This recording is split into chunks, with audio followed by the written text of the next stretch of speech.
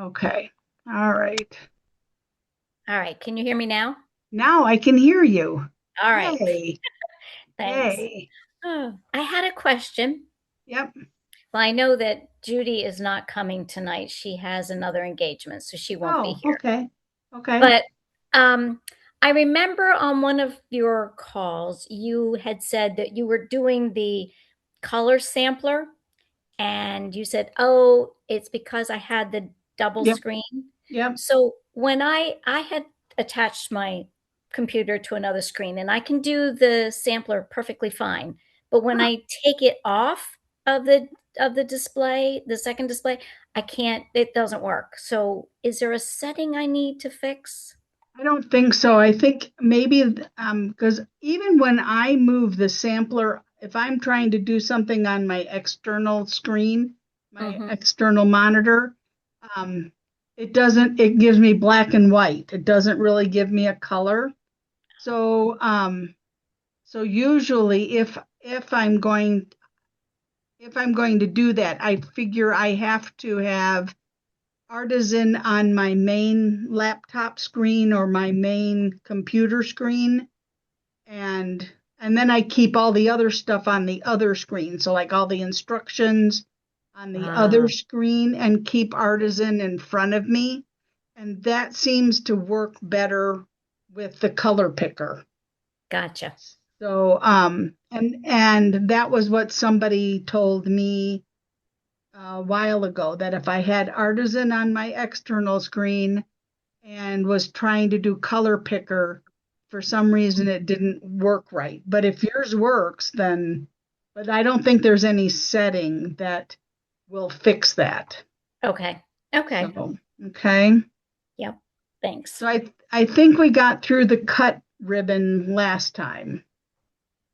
So, And so what is color picker?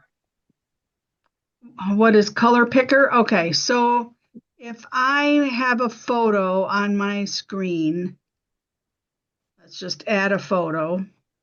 Okay, Do you and want I to share your want, screen? pardon? Do you Oh, want I'm to? not You want sharing to share? again. Nope. Oh, okay. Well, Uh, that would help, wouldn't it?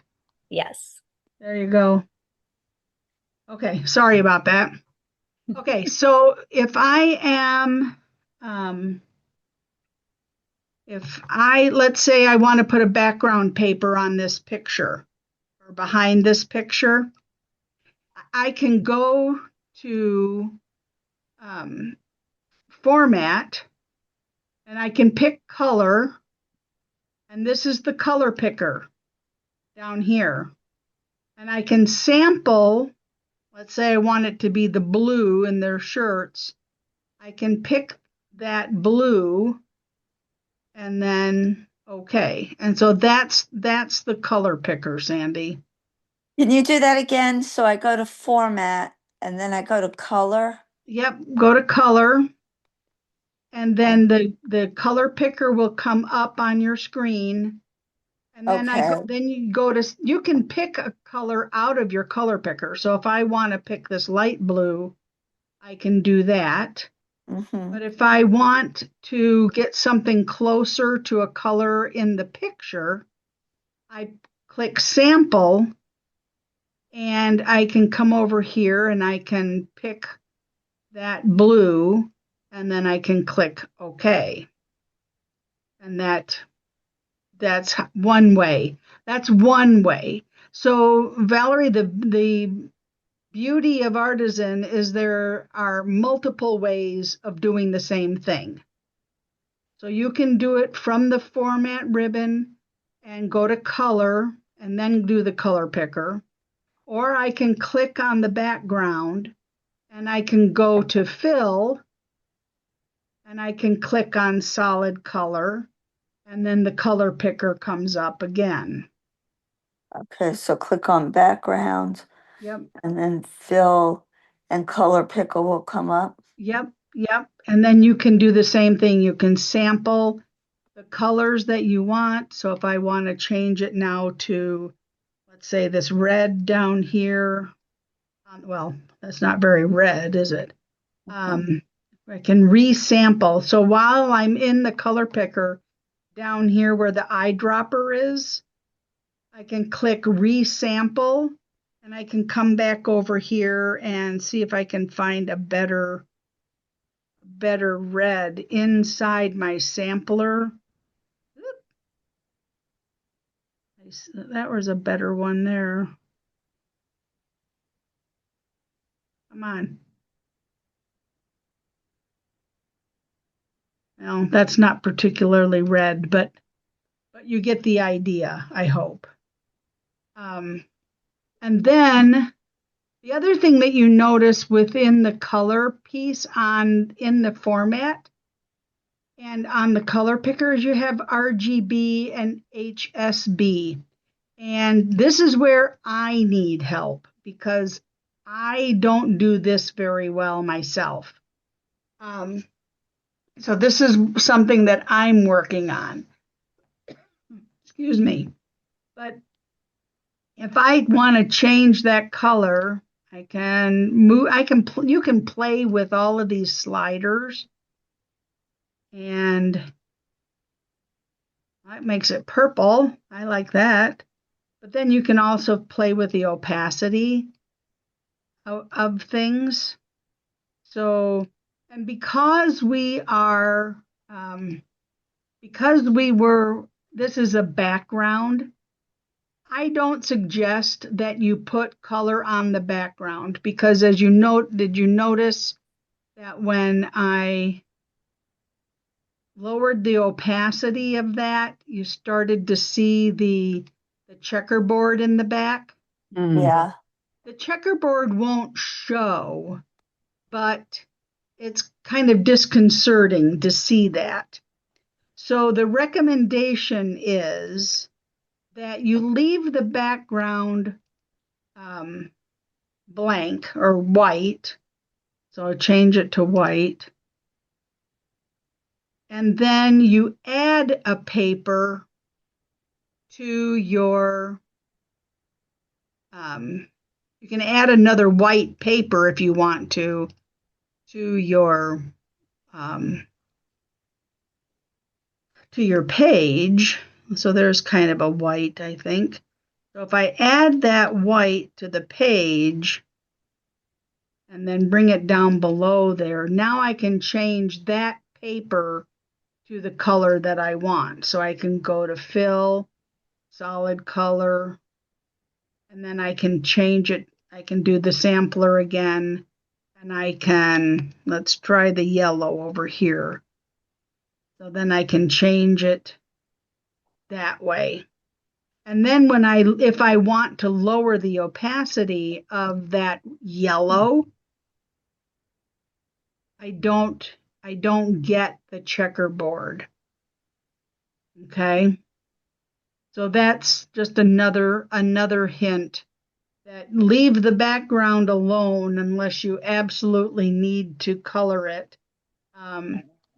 And add the paper in on top of the background so that you can adjust opacity if you want to. Okay. Okay. But the HSB, so if I go to fill again with color, the RGB is red, green, and blue. And so you can, if you don't like the yellow, you can change it to something else. However you want to do it. Okay, so you can change the color to anything you want. Here you can save this color because in your color picker, your list, you don't have all of the variations of colors, okay? You have a lot, but not all of them. So if you really like this color, you can save it, and it goes into a personal art kit. So you can save it. So I'm going to create a new kit, and I'm going to call it Colors. And now I can save. Well, okay, now I should be able to save it. Yep, there's Colors. So I can save it in that kit, and now I can save it. Okay, so that if I ever want that color again, which maybe I don't, I can go into a personal art kit to find it. So then, and now then you have HSB, which stands for hue, saturation, and brightness. So I can change the hue of that paper, and I can change the saturation, so I can really make it green, or I can change it to a light green, and then I can adjust the brightness or the darkness of it. So I can make it a really dark green or a really light, bright green. And then, of course, I can always change my opacity on it. So those two things, like I say, that's something that I'm working on. But you can also get to hue and brightness and the color picker kinds of things within your color ribbon. So in the color ribbon, this is where you can change things to black and white. And you have several options. So obviously I'm on the wrong thing right now. That was the paper that I did there. But if I wanted to change my picture to black and white because I'm doing a vintage page, or if I just want something to stand out, and every other picture is color and this one is black and white, then that stands out. And I have several options. So I have, this is television, black and white. This is what they call full white. This is with a red filter. And this is with the green filter. And then you have more options. So this is standard television method, or I can select examples. So let's try normal or lighter or darker. So you can change the modes that you're using. There's full black. There's infrared. This is the blue filter. And here's the yellow filter. A yellow filter isn't too bad, except that you've got the yellow over here that's bright, got a bright white. But so you Lindsay, can do that. what are you in? What am I in? Yeah, what are you? I am on the color ribbon, Okay. and I'm in black and white. So I'm converting to different styles okay. I didn't know where you were. So Yep. All right, so then you can change your hue. So you can play with all of these sliders to see, in case I can make that darker on the yellow, or I can make it brighter. So you can change all of your hues if you want to wherever you. Now that makes it more white than.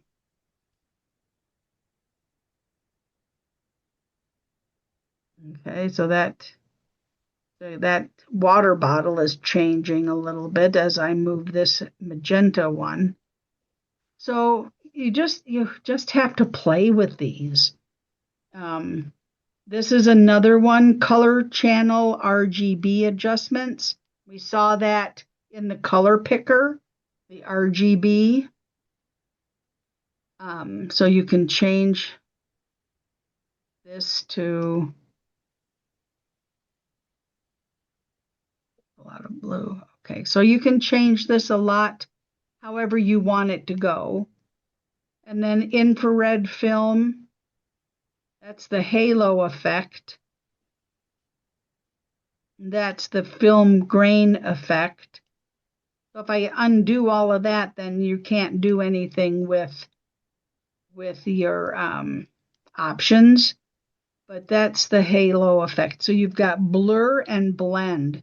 Now, I've not played with this really at all, so I'm not sure how it all works, but apparently you can see what full blur does.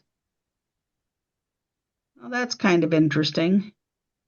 And what happens if I do blend? Ooh, that's weird.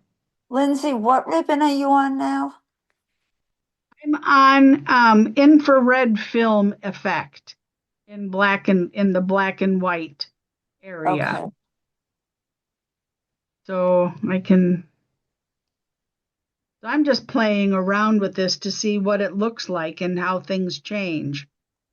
So then and that's the halo effect. And if I do film grain, then if I move it up, I think you see some, if you look on the wall up here as I move it to higher grain intensity, you can see the white parts coming in to make it look more pocked or more maybe more cement like looking on the wall. But you see it also in the drum heads too. Let's move it all the way up. That's the most. It's almost a not really a mosaic effect, but you can move it. So just play with it and see what kind of interesting things you can do with the program. So that's the black and white. A lot of us, when we're doing vintage pictures, will change things to sepia. Okay. So this is going to change this to sepia. And this is just sepia. There are no additional options in sepia. But if your picture is black and white and you want to add color to it, or if your embellishment is black and white and you want to add color to it, you almost have to change it to sepia so that there's some color that the hue and the wash can attach itself to. So if I change it to pink, you have to do sepia, because if it's just black and white, since white is the presence of all colors and black is or is it the other way around? Anyway, is it the other way around? So white is the lack of color, and then black is the presence of all color. So neither one of them gives you a place to hang your hat. So you have to change it to sepia, which is kind of a brown, and then you can start changing your colors in the hue and in the wash area. So you can just play with these sliders up and down and see what you like best. And if you are a now, Valerie, I didn't ask you I'm assuming you're a member of Pixels to Pages, right? Oh, you're No, not? I'm not. Okay, well, all of this is the free part of Pixels to Pages.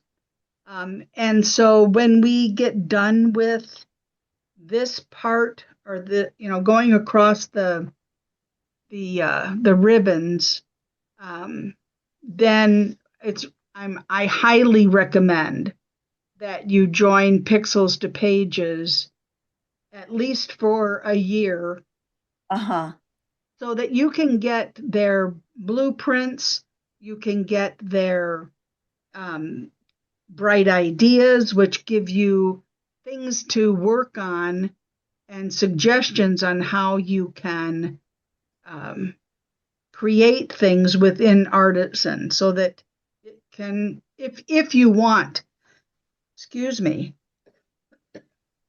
sorry, if you want to learn how to use things at a higher level, if your basics is good for you, then don't join Pixels to Pages if you don't want to. But I highly recommend that people join Pixels to Pages because you get new blueprints every month. Mm-hmm. You Are they get hard to follow? no, no, not really. There are some that take a little bit of playing with to understand what they're asking you to do. Sometimes I have to do a page twice or Mm-hmm. go through the instructions twice and figure out what I did wrong.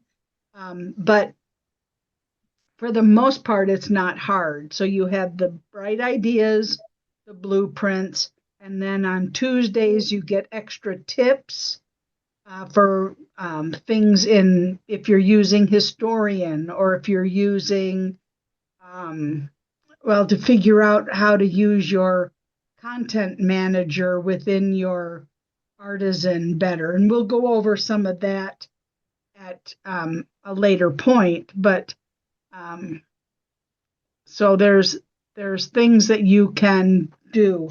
And then the other thing that you might want to get, if you haven't already, is the Getting Started with Artisan. Mm-hmm. Um, as you go to the Pixels to Pages uh, part of Forever, you that scrolling carousel that they have usually has the Getting Started manual there, and you can click on it and you can download the manual so that you can um, practice some of the things that we talk about. The other things that you get for being a Pixels to Pages member is on Thursdays they have video challenges. So they tell you and show you how to do what they're asking you to do rather than just be completely print, which is what the bright idea is just a print piece. The video one, they actually talk you through it um, and then also have it written down if you don't want to listen to the video part.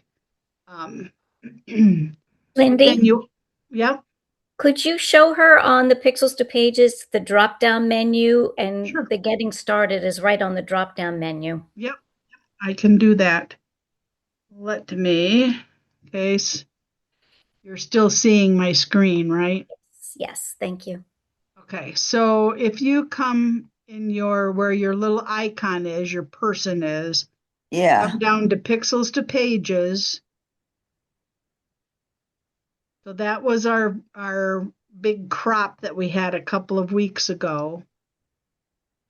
And then this is how to look for things on their website. And people have such a hard time finding stuff on the website, but that's a process.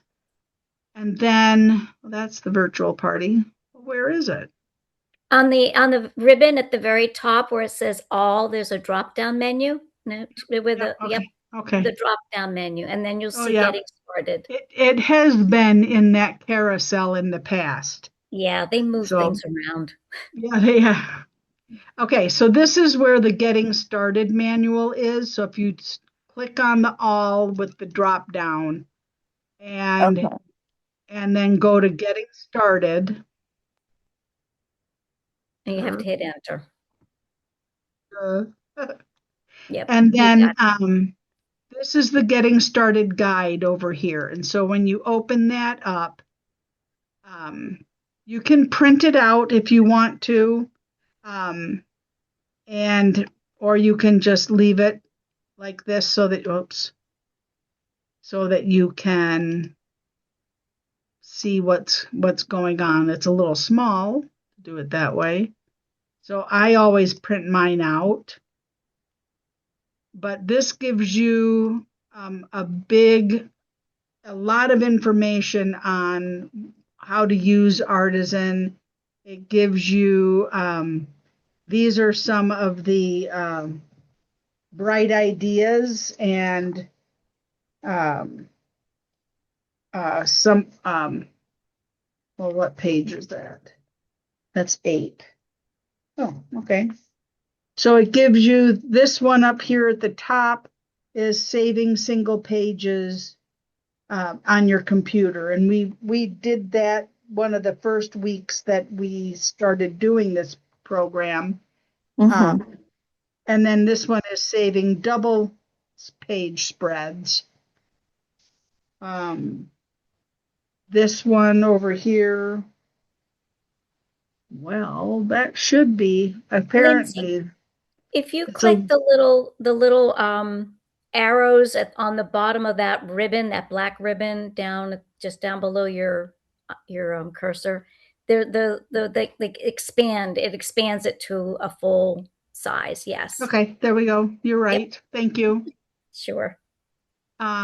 Okay, so this tells you how to get started with your, they've changed it from what I have. Hmm. Anyway, getting familiar with the software, learning how to start your new project, which you're probably familiar with, right, Valerie? Yeah. To do that. But Yes. they do, so eventually we do things um, like where is one?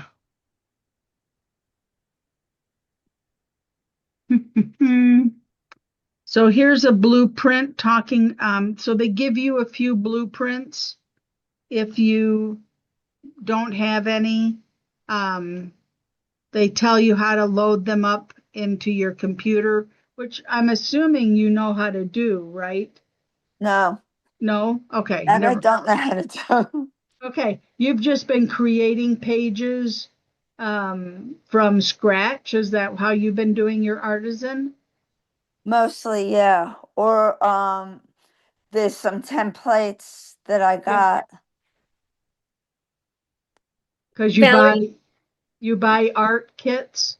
Oh yeah. Okay, so you get some templates through the art kits, right? Yeah. Okay, okay. Um, so then it talks about um, I'm just here's a bright idea, mosaic magic. Whoops, Hmm. yeah. And so this is how it looks when you look at it on your screen. It's just all words and a few pictures to try to help you figure out what they're talking about. So you get a couple of ideas to play with in the getting started guide. Um, uh, well, there's a third one, and then they talk about the videos. So the videos, this is their signature video.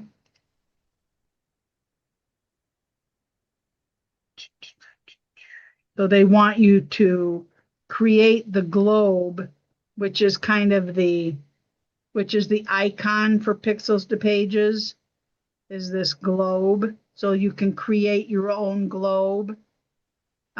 Things that they go through are um, um, what do the little triangles mean on your page when you have too much text in a box or you have a picture that it has low pixels. Mhm. You'll get a little yellow triangle on your page. Or Those spelling. warning triangles. Yeah. So they give you a little video, a little tip about those. So there's a lot of things that you can get as you are going through this little booklet that we talk about in this group here, but it gives you the videos, some of the videos that as they talk about what it is and gives you extra practice. Um, and then over here, they start talking about content manager, and we're going to talk more about content manager in a week or so, or because we only meet 2 Mondays a month. Right. So this Monday and next Monday, the first 2 Mondays of the month, we meet. So that's where the getting started guide is. And I would, like I say, I would really suggest that you consider getting Pixels to Pages for a year. I want to say that it's $169 a year, maybe $180 a year for that. And but I think it's worthwhile I to.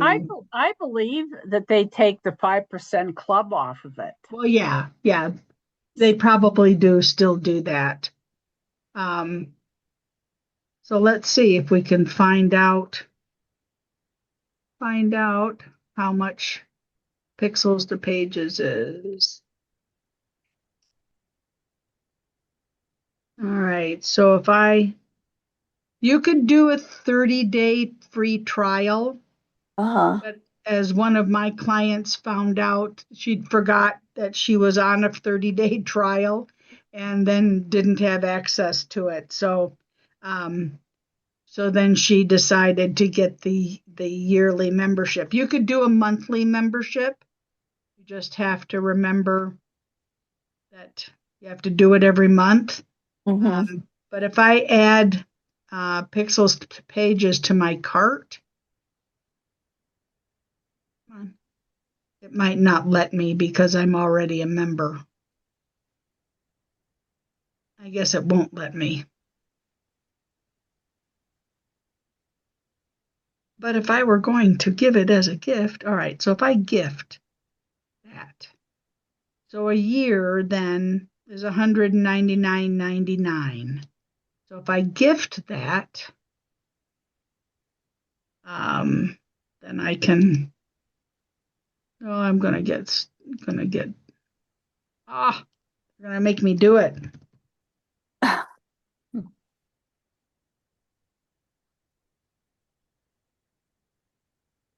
Okay. So now I'm gonna add this to my cart. Are you a club member? Yes.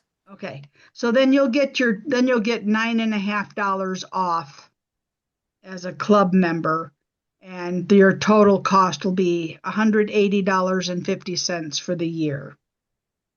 So you could, if you had club dollars, you could use that to pay for your subscription. So you can either do it by month, you can start out with the 30-day free trial, or you can do the year, and then you can you're good. And then I just renew it every year. Mm-hmm. So does that help a little bit? Yeah. There's a lot. There's a lot within Pixels to Pages. Um, so we, like I said, we just finished our big crop for the year a couple of weeks ago. And the theme was Pixie 500. So they did Speedway kinds of themes and embellishments and that kind of thing. But really, the whole thing was learning how to do pages more quickly. Um, as part of their teaching projects. So there was a lot of learning how to do things with the right click of your mouse, or using your keyboard, or um, doing several things in the same click, so to speak, so that you could do things a little bit more efficiently and a little bit more quickly. Because a lot of people take, I don't know if you did traditional scrapbooking or not, Yeah, I but did.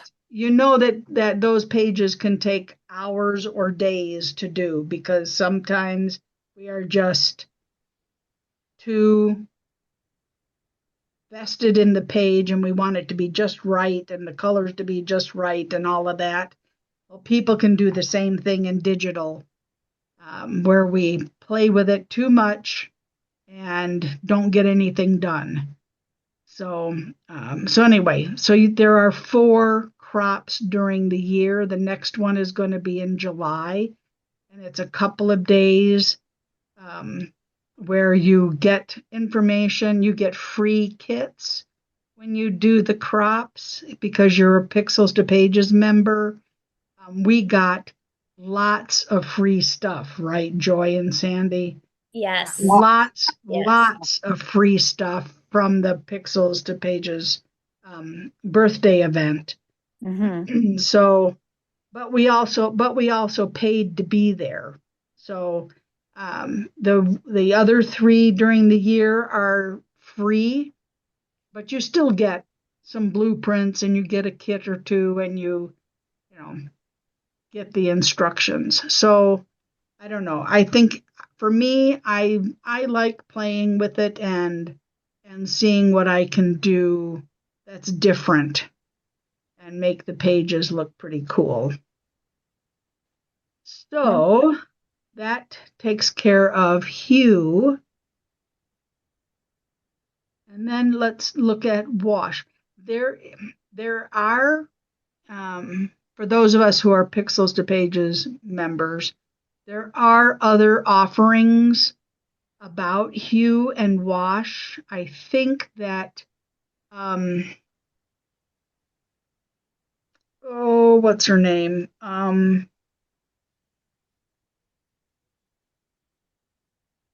Melanie. Was it Melanie? And I think she did a lot of the color and light. She did some offerings on color and light.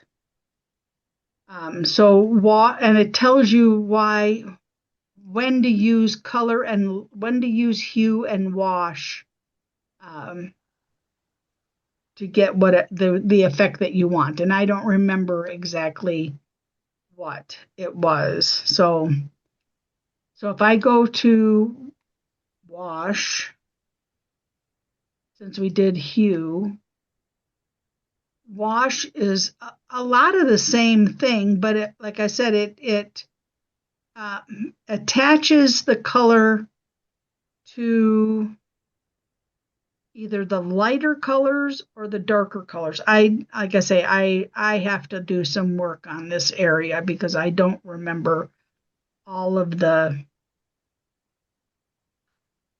reasons. I just play with it and see if I like it. This is what I do mostly. So, but those are 2 things that you can do. You can change the color from up here on top. So this is the hue that you're changing, and then you can change the saturation and the brightness of things. So they're similar, but there are some differences, and I wish I could remember the differences. Brightness allows you to look at contrast, highlights, midtones, and shadows along with brightness. So if I want, and if you look here in this little screen down here, the preview, you can kind of see as things change. So if I want a bigger contrast, I can do that. And then it changes You can see it on the preview a little bit, and then you can see it on your photo. Brightness, if I go higher, it gets whiter or brighter. And then as I pull it down, it gets darker. Highlights, again, that's kind of in the brightness area. The highlights. The midtones are, you can change the midtones. And then the shadows. So, like I say, just have to play with them a little bit to get the look you're looking for. Balance is where you're looking at the color balance, so you can change your color a little bit. Yeah, if you put it back to color, I think you could tell this a whole lot more. Say what? If you put your photo back to color. You think so? Yes. All right. Because these are things that I play with in Yep. yeah, whatever I use. Yep. I find that picture again. Lightroom. Well, yeah. Well, you play with Lightroom, yeah. But this is the same thing. Yeah. Yeah. So let's see how it changes on a color picture. Okay, that kind of warms it up a little bit.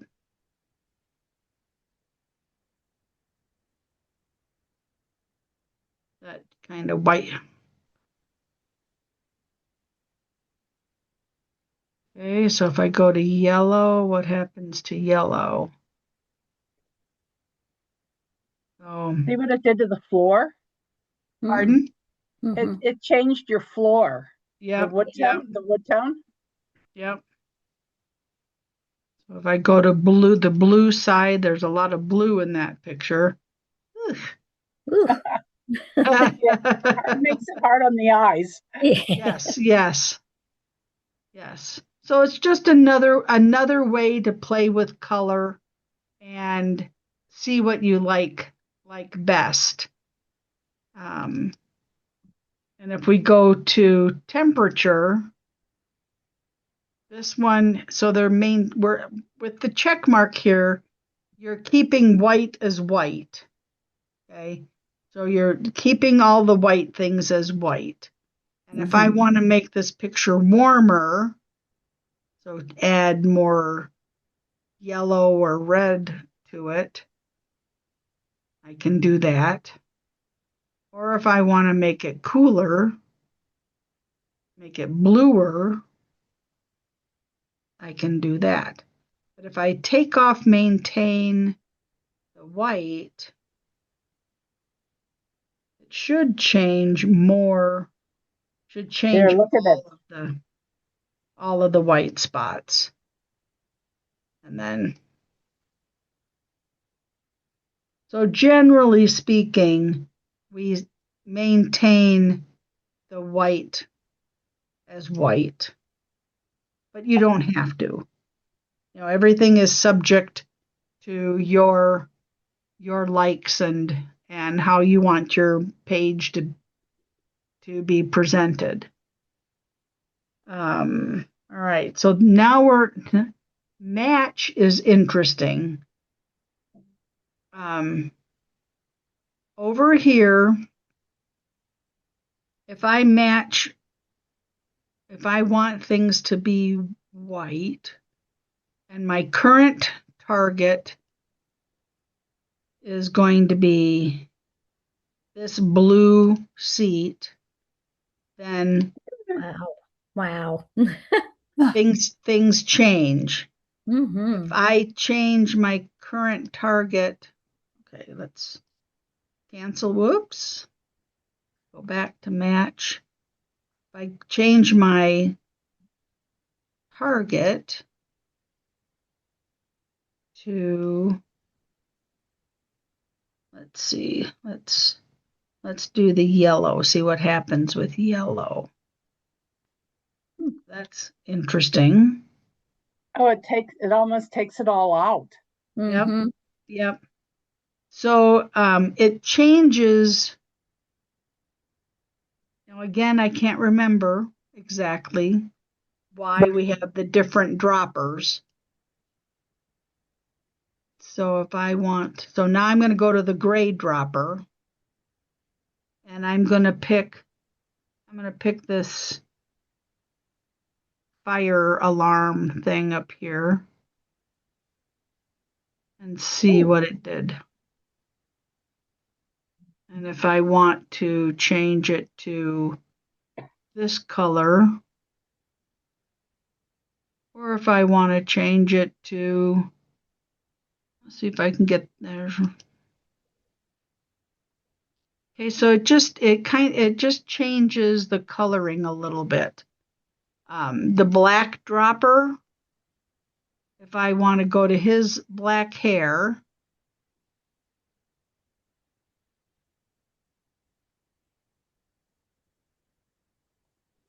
things change a little bit. If I go here to her white hat, ooh, Wow. that's kind of cool. Now I can't see anything. Mm. So what if I come down here? No, I have to get out. I have to cancel it. So match, like I said, um, there are some offerings about matching colors, and like I say, I think is it Melanie Bradco did a whole thing on the color ribbon. So if I do colors, if I do a target color, let's see what this does.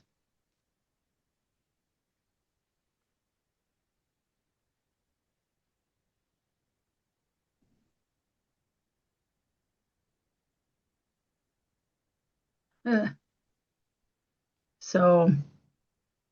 so that gives a different effect, because I started out with a regular color and then went and clicked on one of the kids and got that blue overtone, and that's what you get. So it's one of those fun things that you can do if you want to do a really, out there kind of neon page. It's a way to do that. So then we have levels and curves last. So levels, this one I don't use very often, partially because I don't understand it very well. But if I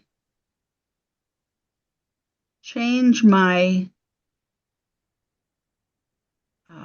slider down here at the bottom, it changes the blue, because I was in the blue section. It changes my blues. If I click on the green section and I come over here in green, it gives me a totally different color. And if I do the red part, I can slide my slider over and see what we get. Well, we didn't get red, did we?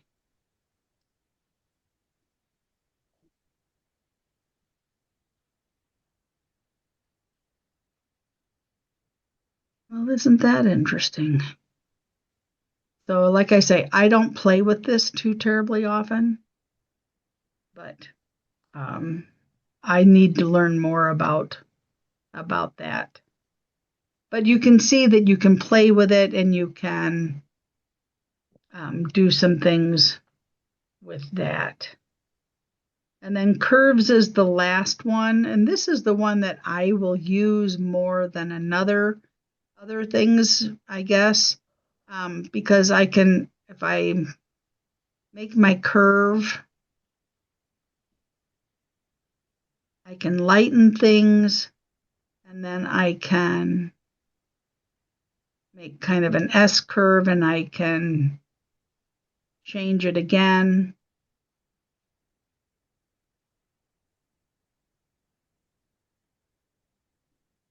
So it's a way to kind of lighten up your picture or make it a little darker if it's too light, without having to do a lot of work with it. You just move the little slider thing up, the little curve thing up and down, and you can lighten up. That's a little too close to the dark, so maybe I don't want it that low. So anyway, look for the offerings that deal with the light or the color and color ribbon, and see what you can do. And I will do the same thing because, like I say, it's the one area that I really need extra practice in. So, does anybody have any questions so far? I know we probably have lots of questions and I can't answer them. So, so, but that can be your homework, is look for some of the offerings about the color ribbon. The next ribbon that is here is the filter ribbon, and that's kind of fun. We do filters fairly often in the Bright Ideas and in the videos. So if I'm using this picture again, and if I click on blur, I can blur a little bit, and that's what happens with that one. I can blur more, and you see it's gotten blurrier. Okay, and then I don't know how you say that word, Gaussian blur.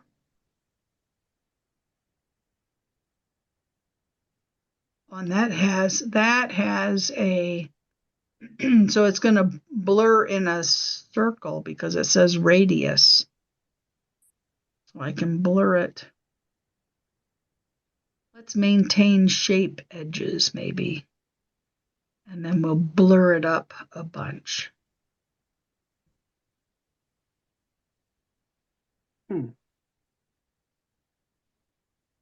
So sometimes, especially if you have a blurry photo already, you might, and you want to use it for some reason on your page, you could use this blur section of your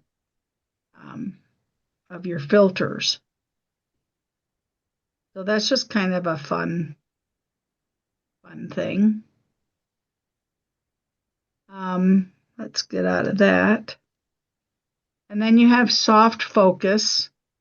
And this is another blur kind of a thing. And then you can change the opacity of things. So I can move it all the way to be opaque. And so the blur takes over the whole picture. But if I move it back, then the blur lessens and it doesn't take over the whole picture quite as much. That's just kind of especially if you've got maybe a mom and a baby, kind of that Madonna look, you might want to soften the focus of that. Just an idea. And then you have sharper. So if this is blurred, I can sharpen it a little bit. And I can move the sliders around to make it sharper. And then I can sharpen more. This is custom. Custom has the sliders. If I want to do just plain old sharpen, oh, I guess they all have sliders. It's been a while since I've done this one. But you can sharpen more and you can get a little bit more sharp. And then you can do custom. There are more options somewhere. It says more options. Where are the more options? Huh. Huh. Huh. Where are the more options? I don't know. That's interesting. I'll have to write that down and see if I can figure out what the more options are.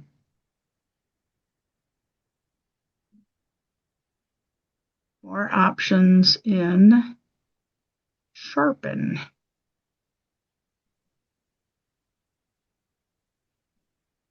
Hey, you learn something new every day. All right.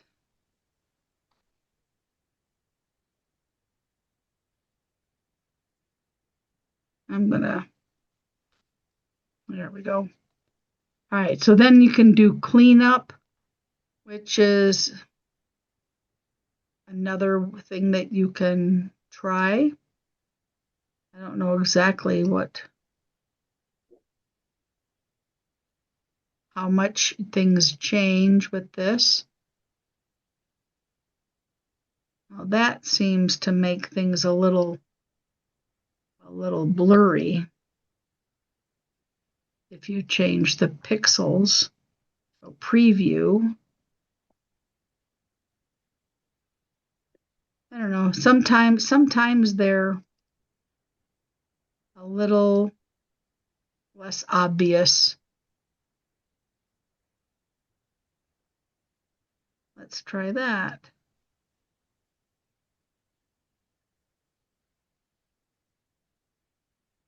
I don't know. Did you see any difference in that?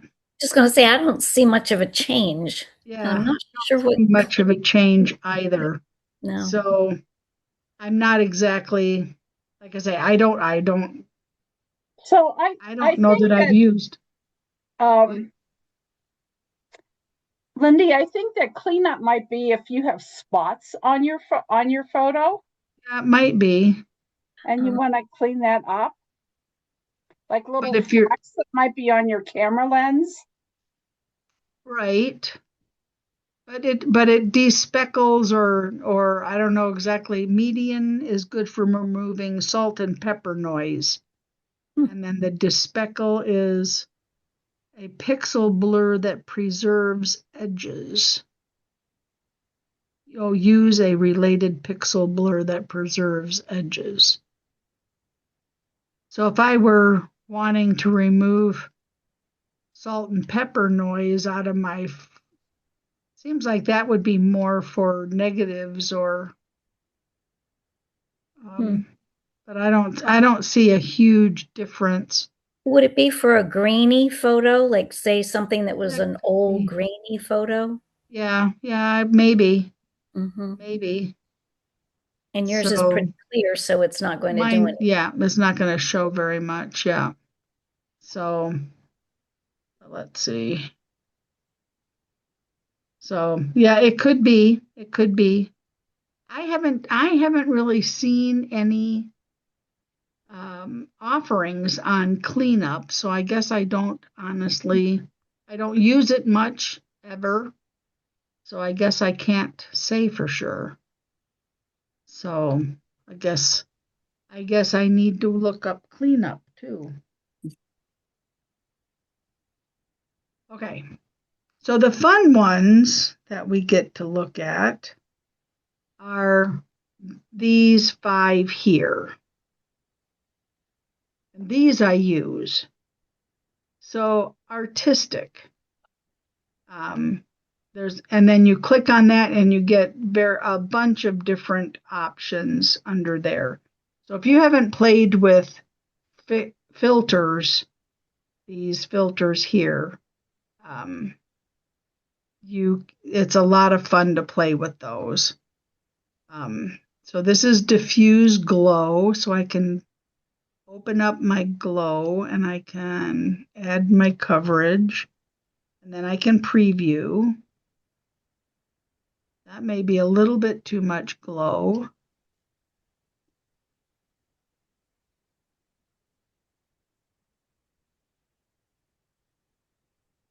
Let's see what we get now.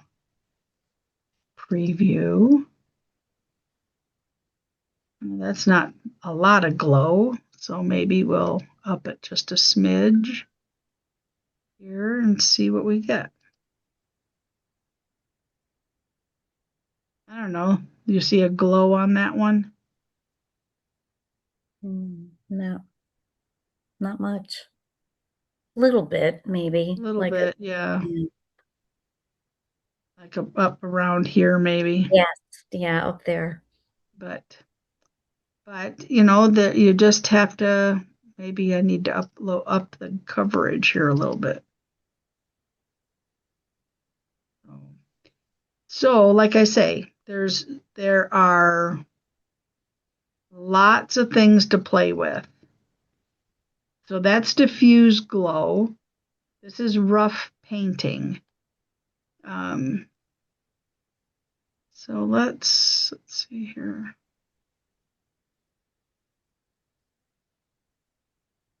You can kind of see in the preview box what might be happening. And then smoothness. Okay, so let's see what that does. So it kind of makes it look like a painting, with paint spots on it. Or you know what I mean. So that's rough painting. And you can change, if I want to make it less smooth and make the brush size bigger. There you go. Oh, yeah. So that definitely looks like a painting if you sit back away from it. It does. So, okay. So that's rough painting. Oil painting is similar. We've done a few bright ideas with oil painting.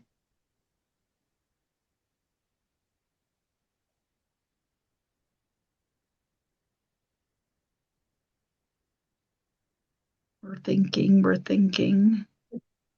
All right, so that's similar to the rough painting. Maybe not quite as pronounced.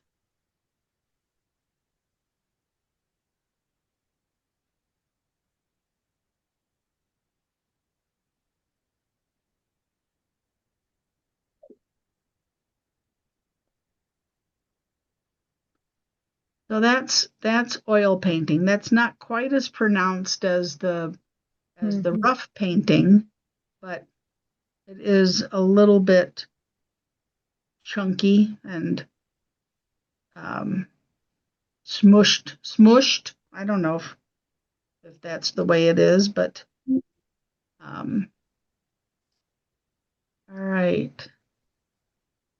So then there's angled spray. This is kind of a fun one. If I adjust my spray radius, you see here how those spots are on the around there. And I do my stroke length. And this one right now is diagonal right. So it's coming down. to the right. If I change it to diagonal left, comes down to the left, and horizontal and vertical. So I can change the way I want my spray to go.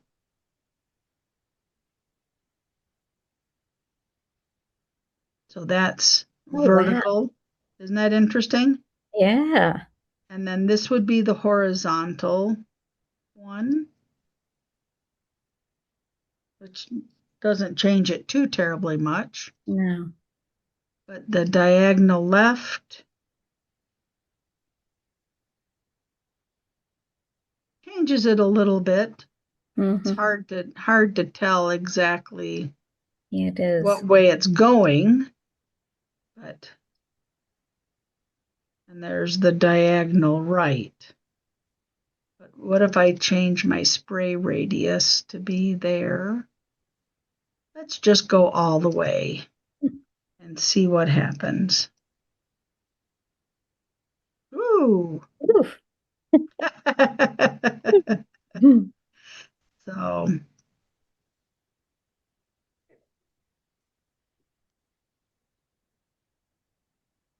It's like you're looking through that frosted glass almost. yeah. Mhm. And that's just a little bit less frosted glass, but yeah, there are so many different kinds of things that you can do with the program that are fun, I think. And then the last one is fractal map, and people do this pretty frequently. Oh, yeah. It's kind of like adding a mask onto your photo. So this is called high clouds. This is scattered clouds. This is heavy clouds. Hmm. This is noisy. Ooh. Wow. This is mists 1. And then Ooh. this is mists 2. And you can change the threshold of these. Oops. Yeah. That took care of it, didn't it? So Wow.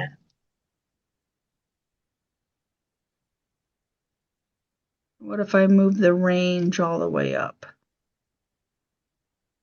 Hmm. That didn't make too much difference. What if I do all the way down? That almost looks like puzzle pieces. Yeah. Well, that looks like splattered paint.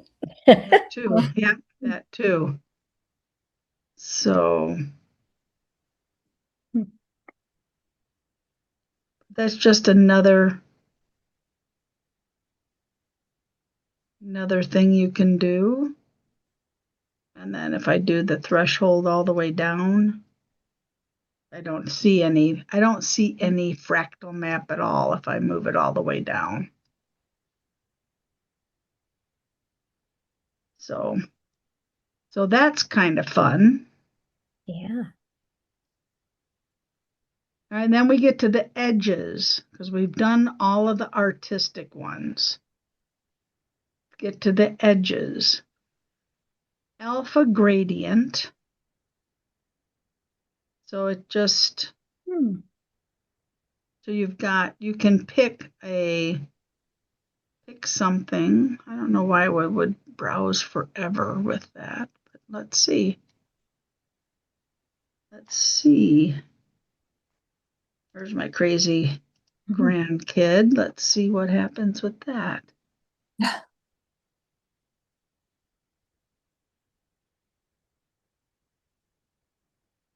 Well, that's creating a mask. Hmm.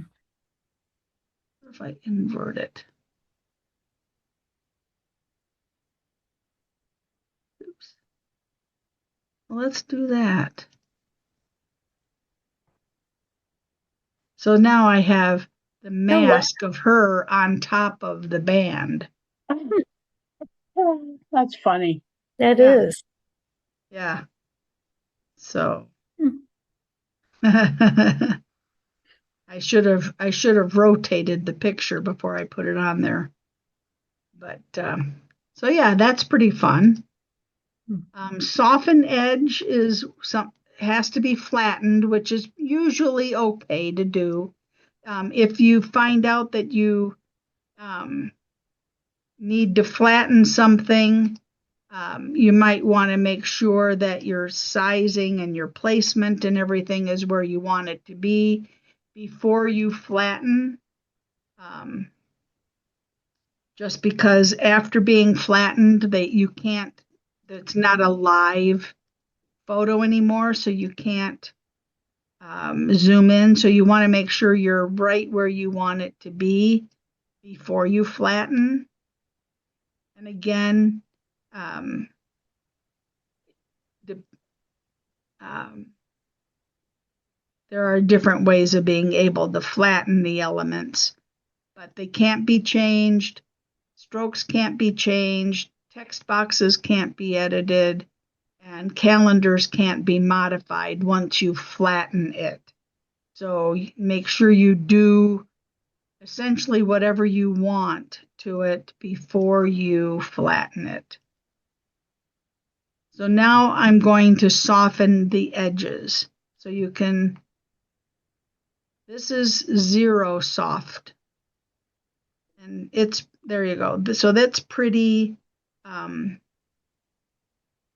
delineated. It's a pretty sharp line between those two things. Now, if I go to move up my softness, you see how it has moved in and kind of softened the edges. And the further you go in that, the further you get Nice. in your softening.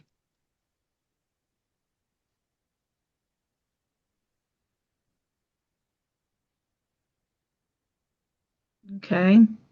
So now I can't zoom in anymore on this because I flattened it. So if I wanted to zoom in on my granddaughter, I should have done that beforehand.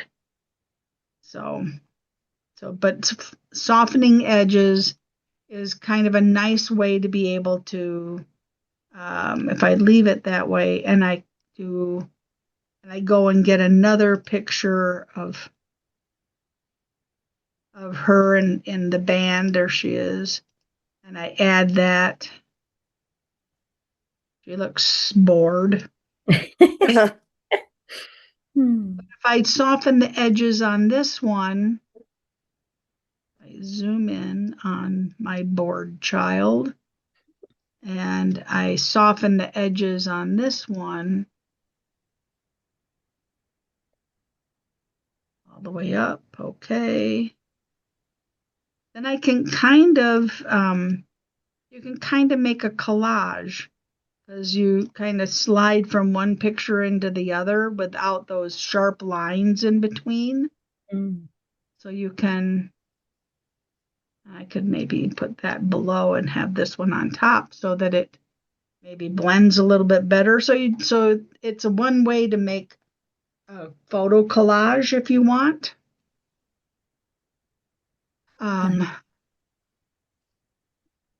Let's see if I can get me back by doing the undo button.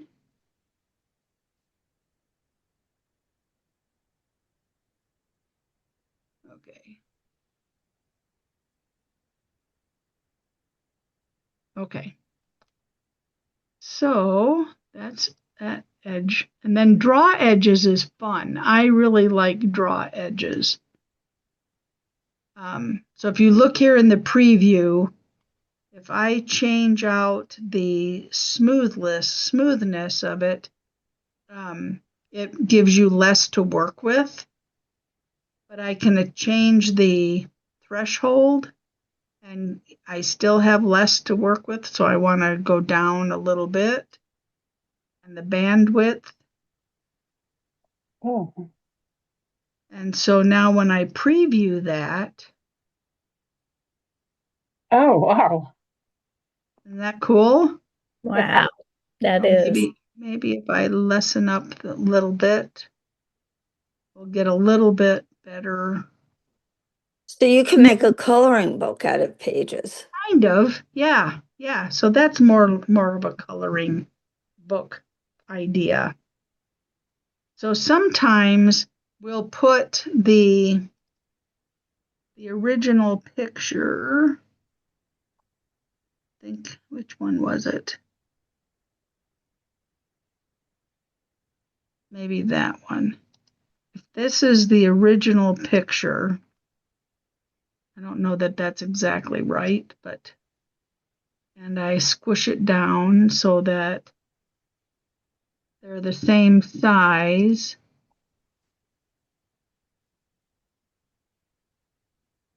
And then, okay, I'm going to line them up. So it must not be exactly the same picture, but you kind of get the idea that you can, um,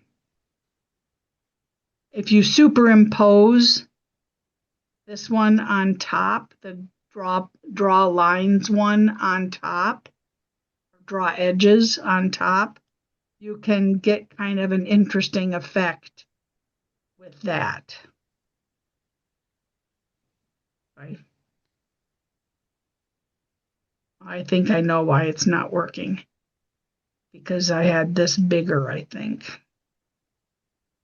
But it's still not the exact picture, um, but you get the idea, I think, that sometimes we will, and then we can lower the opacity of the regular picture, and you have a little bit of color underneath the the edges. Does that make sense? Hmm. Mm-hmm. So that's just kind of another thing that you can do. Any questions? Or is everybody so overwhelmed they don't know what's going on? No, it's great. It's a lot. It It is is a a lot. lot. It is a lot. But I could see using the edges and the soft focus a mhm, lot. yeah, yeah. But if you don't know they're there, you don't know what you can do. Yeah.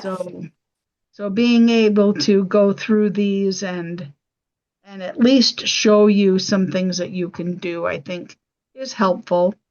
But we can certainly talk about them again. If you've played with it for a little bit at home and you still have questions about it, let me know and we can maybe 1 week we have an hour where we just ask questions about things that we've been playing with and try to work them out.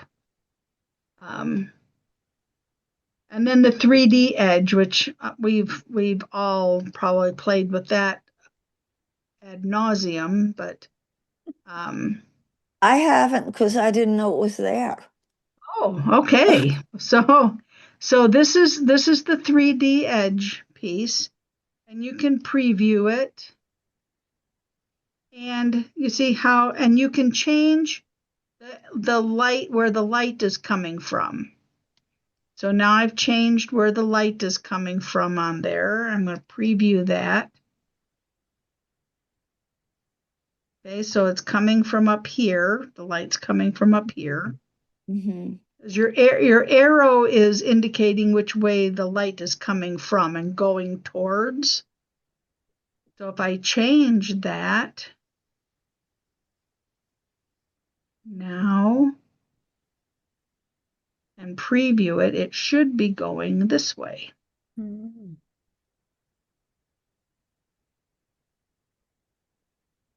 And then I can do it again. And you just try to decide which which direction looks the best for your picture. So now it's coming from down here and going up.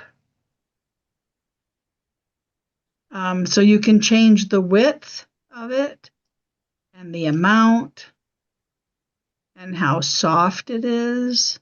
This is kind of fun when you're doing alpha, when you're doing your title and you want individual letters in your title. Sometimes being able to just make it a big, a bigger, a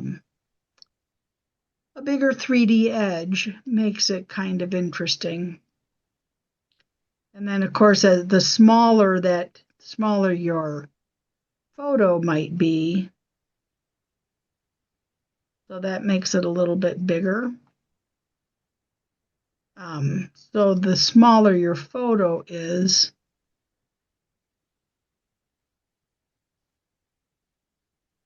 it sometimes makes it more noticeable that you've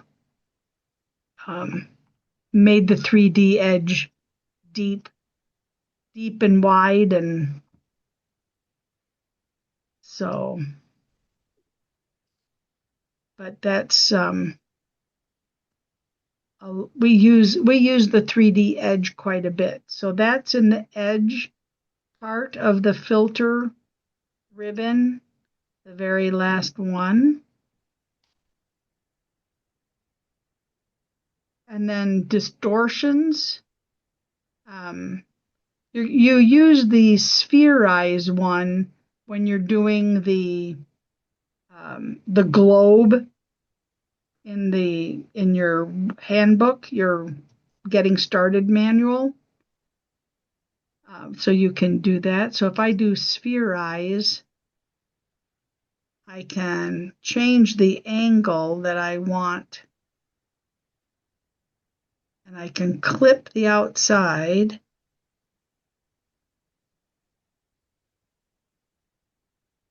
Seriously. You're supposed to clip the outside. What did you do? That doesn't look very spherized to me. Okay, let's try that again. Spherize. Did you hit OK at the bottom or preview? Thought I did. So if I preview, well, it's a little spherized.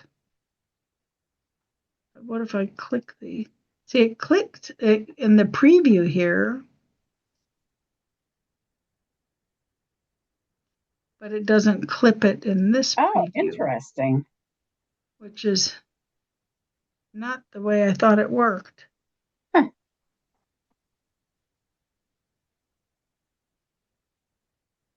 Okay. All right. Well, that's not the way I thought it worked. So, Did it on mine? did it? Yeah, it Yeah. did it on mine too. Oh, It's okay. strange. I don't know that I would use these. I would tell you that. It looks like Honestly, they're wrapped around the glass bulb. Yeah. this So, is okay. So, vibrations, you can change the amplitude. So, if you look down here in the preview box, you can see it changing a little bit. And you can change the wavelength a little and which direction you want it to go. So, if you want it to go straight across, or if you want it to go up and down, vertical,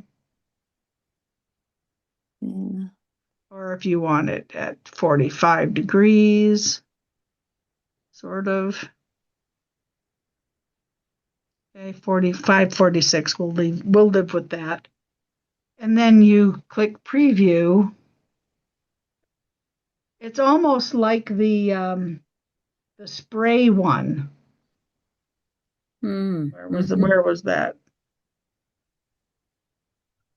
It's almost like angled spray in a way. Yeah. So that's distortions. I'm not sure I would use these a lot. I mean, I'm practicing on my grandkids, and it's like a little strange. Yeah, yeah. It's creepy. And then there's rippled glass, which is a lot, is similar to the one we just did.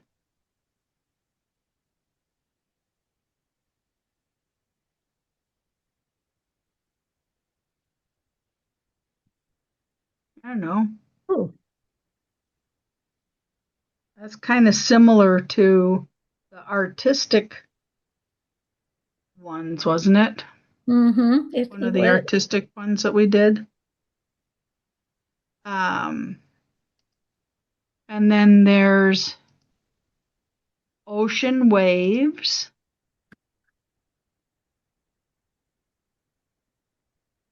Now you have to remember I'm moving these up a little bit more than maybe we would normally. But you certainly can play with all of these. And maybe not so much. Um,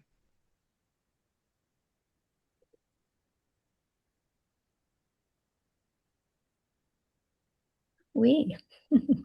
but sometimes you have a photo that you really don't know how to use anywhere, and maybe doing one of these effects to it will give you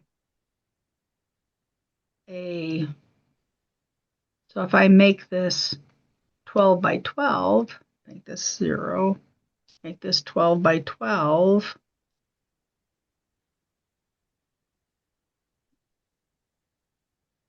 Maybe that becomes a background paper that you could use. I don't know, maybe. So that's ocean waves, right? So if I move it up a little bit more,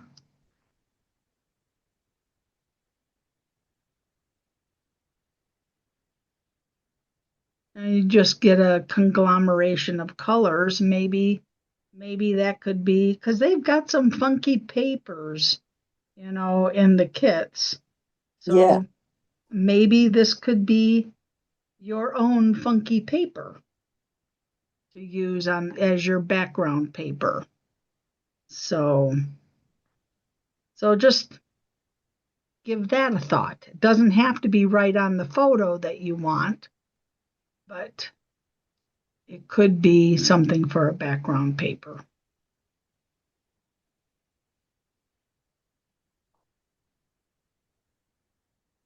Come on, one more. There we go. Then we have old glass.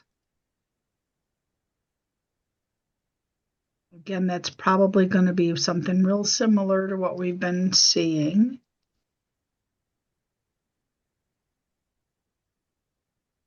So yeah, kind of gives you the old glass feeling.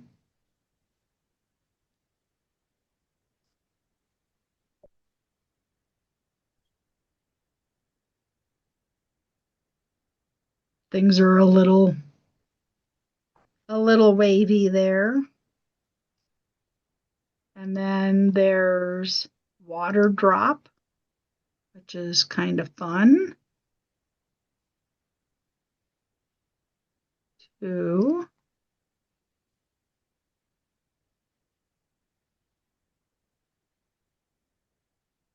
What do you think? Makes his Very head interesting. look a little I long, love the head. Look at that face. and the hair, Oh but yeah. and the drum Looks like bulging out. it looks like it fell down. Yeah. Hmm. So that's 63. water. What? Okay. And then spherize. Let's try spherize again.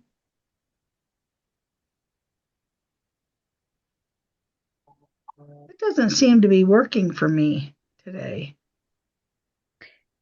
Is that because it's flattened? Oh, well, no, it's not flattened It's not anymore. flattened. Oh, No, okay. Hmm. but that was a good thought. Yeah. Spherize. Why aren't you working?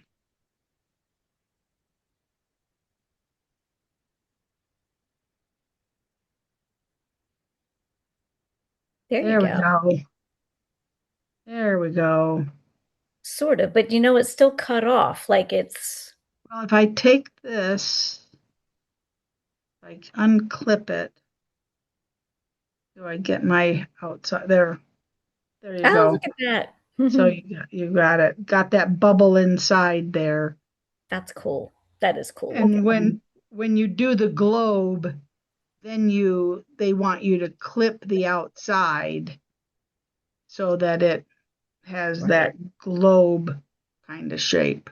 Hmm. So, all right. So that, and then swirl is the last one for this. So it's kind of Ooh. another one that you might consider for changing your rotation angle a little bit and maybe using for a background paper. Are all of these different aspects only for photos or can they use on paper too? Yes, you can use it on paper too. You want me to Okay. show Yeah. you Oh, some of yeah, that? that would be good. Yeah.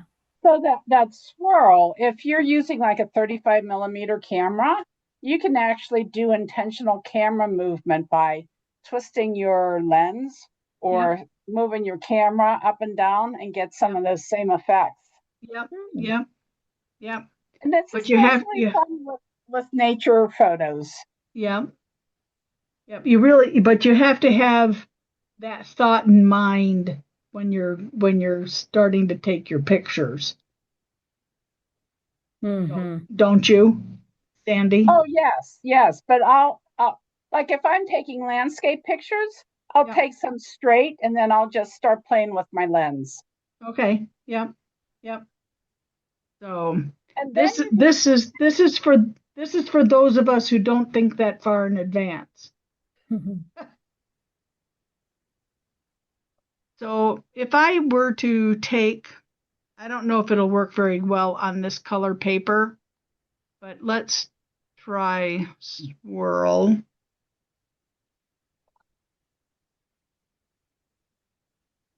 Okay. Like maybe I wasn't on the right thing. Here we go. Let's try that again.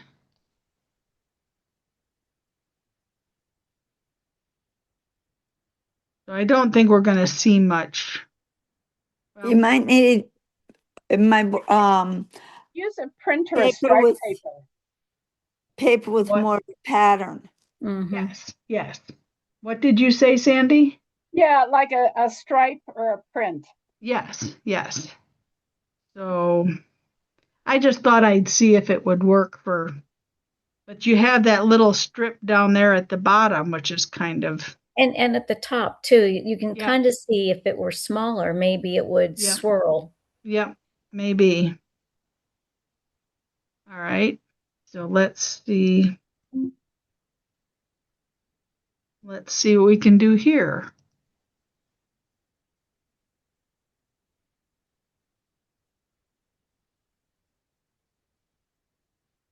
Hmm. Okay. Well, that's interesting. Yeah. All right. So let's see if we add a, what paper do you want? Do that plaid. Oh yeah. This one? Okay. Add to the page. Okay. So I'm going to make it a little bit smaller so that we can see. All right, so we're going to swirl this one.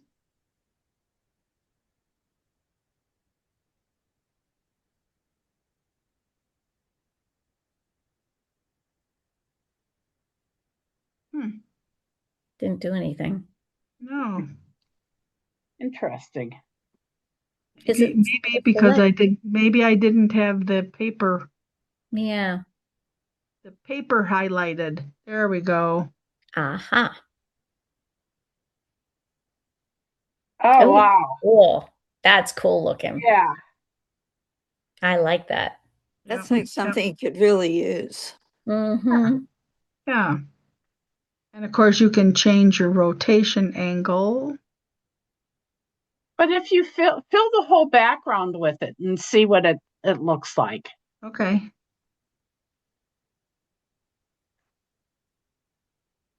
This is off just a little bit.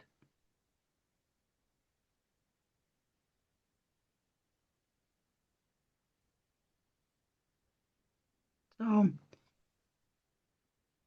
What if you started over, undid it and yeah, then filled the whole page and with the original? okay.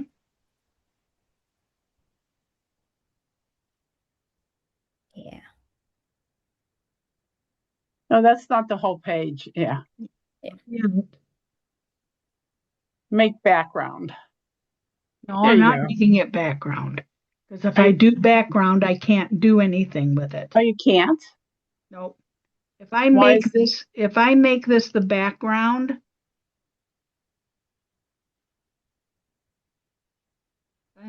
the background, I don't think I can do anything with it. Because it's, well, I guess I well, look can at do something with it. yeah. But then you still have these gaps Right. over here that you should, but I can't, if it's the background, I can't move it up and down on my Okay. Right. On your page. Yeah. element list. So so it's better I think it's better to have it normal and not the background so that you can do more things with it. So if I do that and I go here to swirl and I change the rotation preview, and if I did this, oops. Okay, we'll leave this as okay. We'll bring this back and we'll make this Looks 12 like by you still have 12. that in the background though. So hold on. Okay.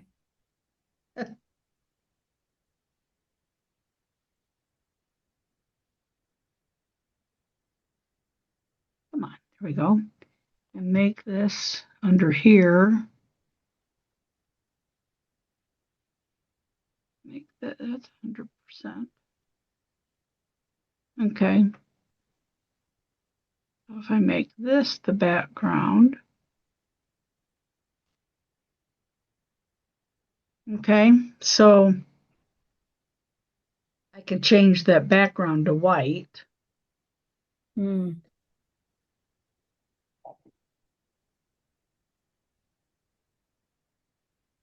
I don't know why we still have the I checkerboard up know. there. I was wondering why it still shows with the checkerboard. Because even when this wasn't the background, Right. it was still Mm-hmm. showed the checkerboard. I know. It's strange. Interesting. Interesting. Mm-hmm. Okay. Well, I can write that down. Lindsay, I have to go. I want to thank you. You're welcome, Valerie. I hope you'll come back next week. I will come back next week, and I've already figured out I'm definitely will use edges, and I think there's some other things I will be using as well, and I'll let you know next week. Perfect. Try a few things, and if you have questions, let us know, and we'll try to answer them for you. Okay, thank you very much. All right, Valerie, thank you. So nice meeting you. Nice meeting you too. Thanks a lot. Thank you. Bye. Yeah, bye-bye. Okay, What if so you added another plaid paper to it and did it again? Would it come up with the checkerboard background too? If you do added what another, again? if you add right now, if you added another plaid paper 12 by 12 and then added the swirl to it, would it still show that Oh, no. checkerboard background?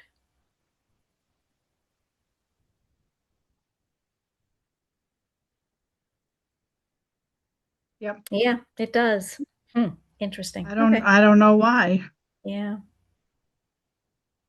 But and then if we did this with the sphere eyes, this is kind of fun, I Mhm. think. Well, let's hide this one. Okay. So why doesn't it make it an exact? Oh, there's the exact circle. Yeah. Yep. I just had to hide the other one. Gotcha. So yeah, so it kind of gives a little bit of a fisheye look. Not really, not a fisheye, but a Hmm. bulging eye look, Mhm. kind of, I think, Yeah, in a I way. like it. So yeah, that's kind of fun. So that's distortion. Now let's just delete these guys and start fresh.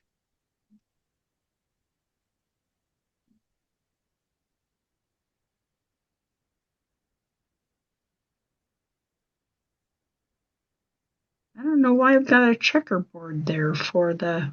Mm, I know. All That's right, let's see if we have to fill it again. Why don't you make it a shape and just fill the shape with, make the shape white?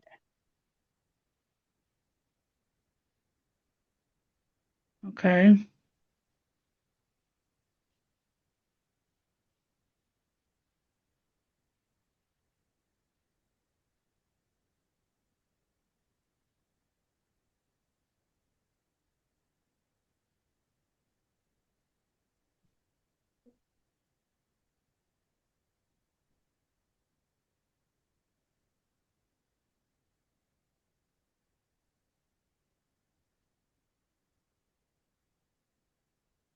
Okay.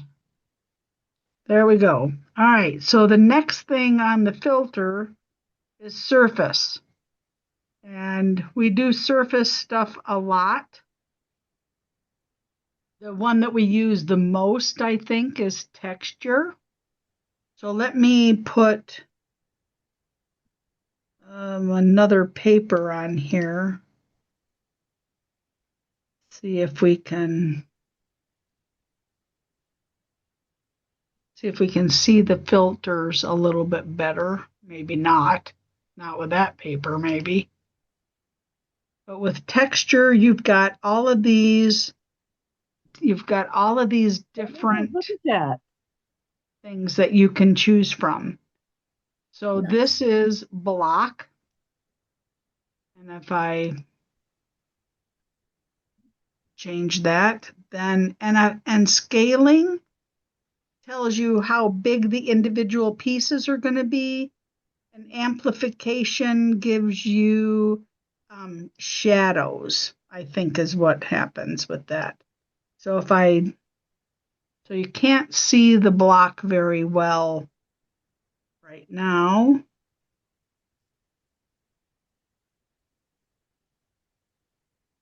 But you start to see little holes and stuff that in the block. So you see the little differences in the blocks. If you were to go to bricks,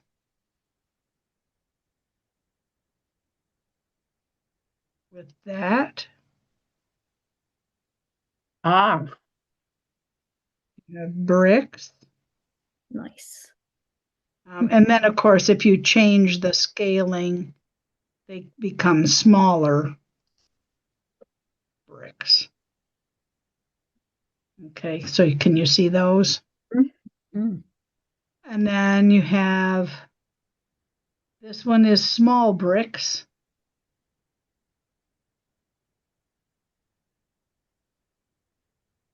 Little itty tiny bits, little bricks. And then there's burlap.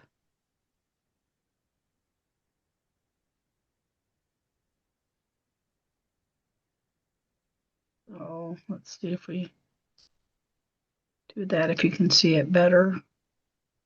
But it just kind of gives you a different feel for the paper. Oops. Nope, nope, nope, nope, nope, nope, nope. That's not what I want to do. Okay, here we go. Now this is carpet.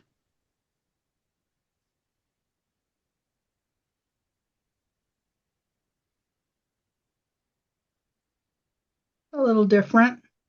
Mm-hmm. Do a solid paper. Okay.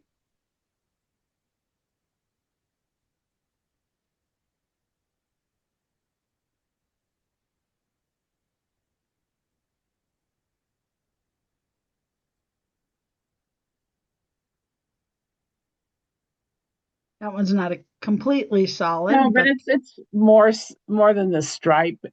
yep, the Mhm. stripe was hard to see, wasn't it? Okay, so this is carpet.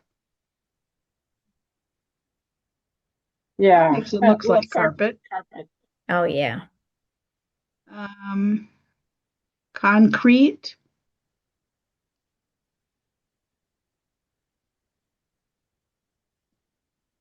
Oh, Hmm. I'm glad I'm seeing this because there's a lot of times when I want to texturize my paper, and so I Mhm. go looking for textured papers, but Yep. this will be better. Got lots of options. It has a lot of options, and you can, like I said, you can change the size of your so changes that a little bit. Mhm. Then you have concrete two. Okay, you're not going to go through all of these, are you? You don't want me to. No. Okay. No, All right. I would love it if you would keep these to an hour and a half max. It's Yeah. with it Yeah. becoming summertime. Yeah. Um, Okay. Okay. So there's a lot of things that you can try with that. mhm. And Yeah, then that would be fun to play with. yeah, Mhm. so then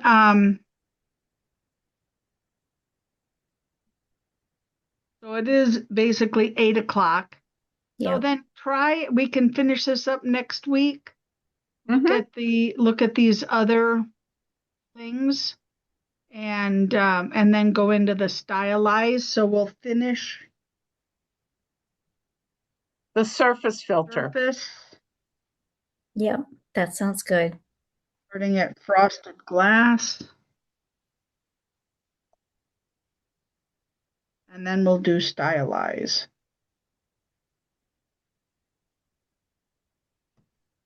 Okay, and then we'll go on to touch-ups and stuff like that. So, okay, so you guys think that we should shorten the time to Yes. an hour and I a half? agree. I think And an hour and a half is I good. you might Half tell is people we may be more likely to get more people to come. It's not going to be so long. yeah, yeah.